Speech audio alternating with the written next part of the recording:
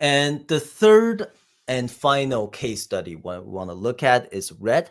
And Red is a social media company that has 200 million plus monthly active user, right? And they have been a StarRocks user from the beginning, if I remember correctly. They use StarRocks for real-time analytics and on a really large scale, right?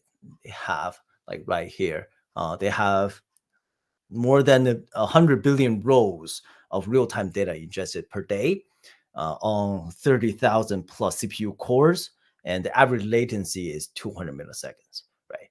And that's their real-time customer-facing use case.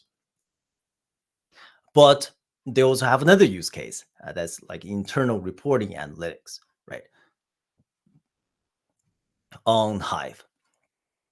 The scale of data on their Hive is stupidly big.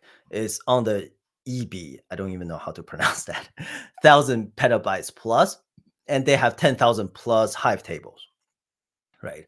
And before they were using Presto for that case.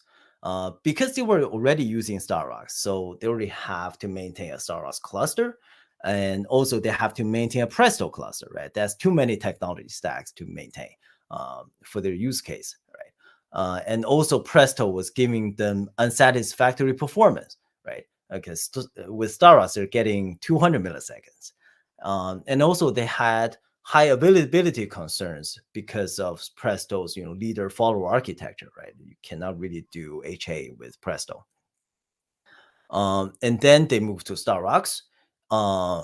Their queries see an average of 6 to 7 times performance boost on the data lake, right? And P90 latency decreased by 90%. So that's a 10-fold gain, right? And also a lower operational overhead, right? So they completely ditched Presto out of their technology stack. So that's one thing that they need to deploy and maintain, and that's one thing their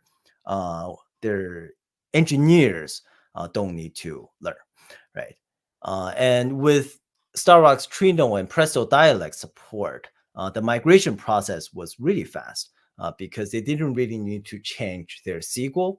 So they deploy and connect to their Hive, and everything was working.